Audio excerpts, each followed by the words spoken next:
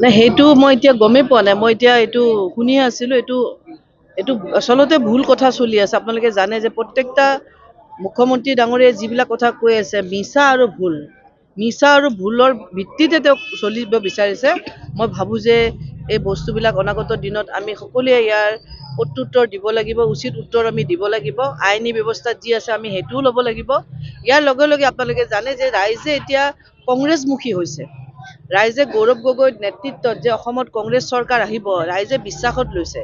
আৰু সেইকাৰণে হয়তো বিজেপি দল মুখ্যমন্ত্ৰী ডাঙৰীয়া যথেষ্টখিনি তেওঁ নাৰ্ভাছ হৈছে। নাৰ্ভাছ হৈ তেওঁ যিকোনো কথাই তেওঁ কোৱা আৰম্ভ কৰিছে। অনাগত দিনত আমি আমাৰ দলটোক আগবঢ়াই নিবৰ কাৰণে আমাৰ যিটো বুথ পৰ্যায়ৰ পৰা একদম বুথ লেভেলৰ পৰা আমি কেনেকৈ শক্তিশালী কৰিব পাৰোঁ এই কামখিনিও কিন্তু সমানে আমি কৰি যাব লাগিব।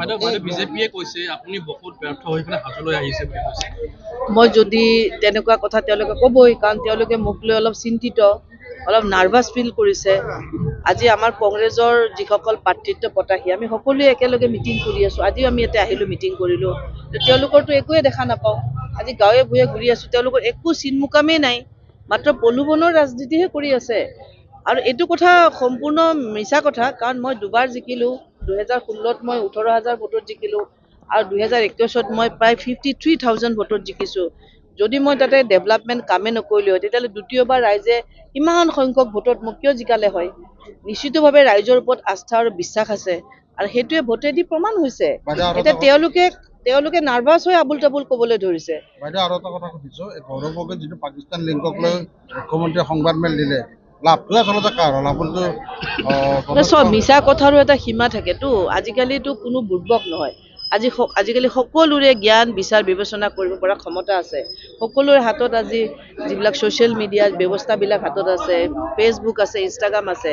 আজি 10 ছেপ্টেম্বৰৰ পৰা যোৱাকালি দিনটোলৈ ইমান দিন যে তেওঁ এই কথাবিলাক কৈ আছিল, ইমান দিন যে তেওঁ মানুহখিনি মানে এটা আশা দিছিল যে তেওঁ যে কিবা এটা সাংঘাতিক তাৰমানে বিস্ফোৰণ কৰিব, একোৱেতো নহ'ল। মানে ক'ব লাগিব ফুটুকাৰ ফেন।